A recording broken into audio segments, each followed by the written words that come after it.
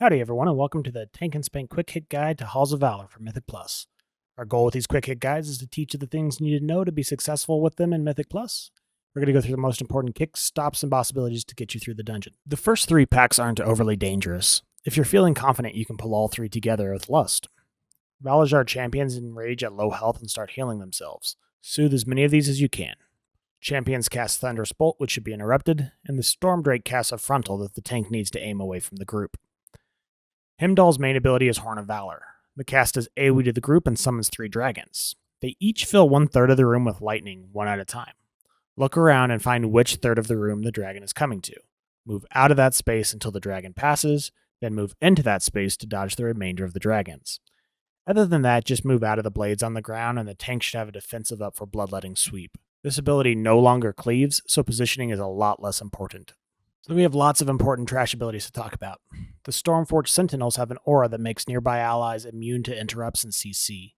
Be very careful not to pull these with packs that have required interrupts, which is pretty much every pack in here.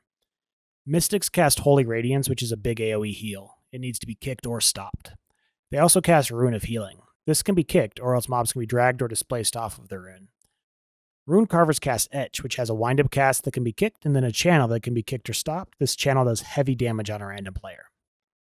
Shield Maidens put a debuff on the tank that reduces healing taken. Stuns and minor kiting can keep this from stacking up too high. Marksmen disengage and then fire a frontal towards the tank. Everyone needs to try to avoid it. The Purifier casts Cleansing Flame, which can be kicked, but can also just be avoided if the cast goes through. The last pack before the mini-boss before Hyrja can no longer be skipped by running around them. Sap, Mind Soothe, and Imprison enable a skip there that is very high value. If you don't skip it, the aspirant will occasionally leap at a random party member. After jumping to the target, she will turn towards the tank and cast Blast of Light, which everyone needs to move out of or else get one shot.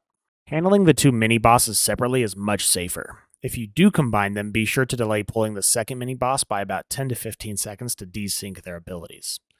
Sultan puts up an anti-magic dome, then casts Eye of the Storm. This does heavy AoE damage, reduced if you're in the dome.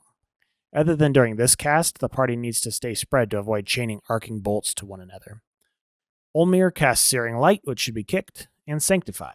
Move away from the boss a little during this cast and dodge orbs. They will one-shot anyone they hit, so don't try to cut corners, just dodge and be patient. Hyrja gains stacks associated with whichever side of the map she's on. She'll do more damage with her abilities the longer she's on each side. She should therefore bounce back and forth from side to side. She will also gain the abilities associated with the mini-boss on that side. Stack in the dome for Eye of the Storm, but otherwise stay spread. After casting a major ability, she'll cast Shield of Light. This is a hard-hitting frontal on the tank that knocks them way back. You can use this to quickly move the boss from one side of the room to the other. Now heading towards Fenryr. The Storm Drake right outside the portal is much closer to the path. It is still possible to skip him, but you must hug the wall on the left really closely.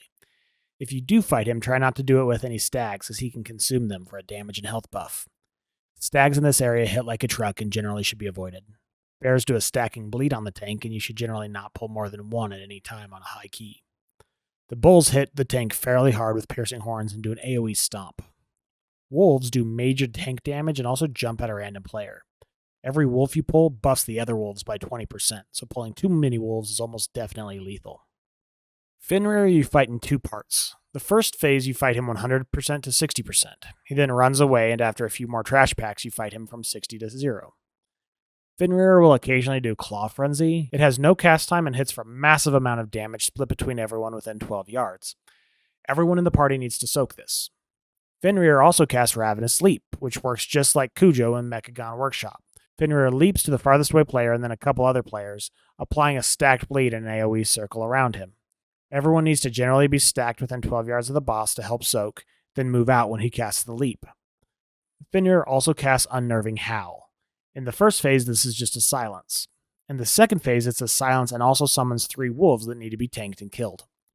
Finally, during the second phase, Fenryr also casts Scent of Blood. He fixates a random player and attacks them. On lower keys, this can just be healed through.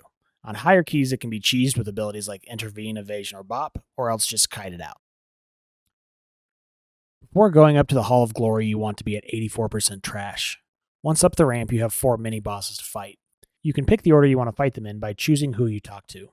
You'll fight 1 mini-boss, then 1 more, then the final 2. When you kill one, you give it its ability to all the remaining kings when you fight them. King Tor calls an ancient ancestor ad that can be CC'd. It heals him for a ton if it reaches him. King Ranulf casts Unruly Yell, which is an interruptible AoE hit. King Bjorn throws wicked daggers at a random player, doing damage and reducing their healing received by 50%. King Haldor does Sever, which puts out a stacking bleed and damage taken increase on the tank. On high keys, you want to kill Tor and Ranulf first. For God King Skovald, the tank should pick up the Aegis of Agrimar, which gives an extra action button. Use this to put up a shield which everyone can stand behind to block Ragnarok, which will otherwise chunk people down. After he casts Ragnarok the first time, you'll drop the shield and he'll pick it up. He'll use it, then cast Ragnarok again. Then he'll throw the shield somewhere nearby on the ground. The tank needs to find the shield and pick it back up. Apart from that, whoever gets the targeting circle for Fellblade's dash just needs to move out of the group, and ads need to be CC'd and killed. You then fight Odyn from 100% to 80%. Odyn summons spears that do damage when they land and shoot out orbs. He'll occasionally shatter those spears, causing them all to shoot out a bunch of orbs. He summons an ad that needs to be kicked a bunch or CC'd, and then immediately casts Radiant Tempest. He drags everyone in, and after a few seconds does a large AoE nuke around him. The timer for this is pretty tight, so movement abilities are good here. Range should be saving their kick for this overlap. Shortly after the Tempest, he'll mark all players with a rune and activate the 5 runes on the ground.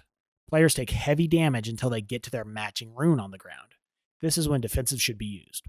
Once players do reach their rune, they get a massive damage boost. Save Lust for this phase and burn. That's going to do it for this one. Good luck in those keys.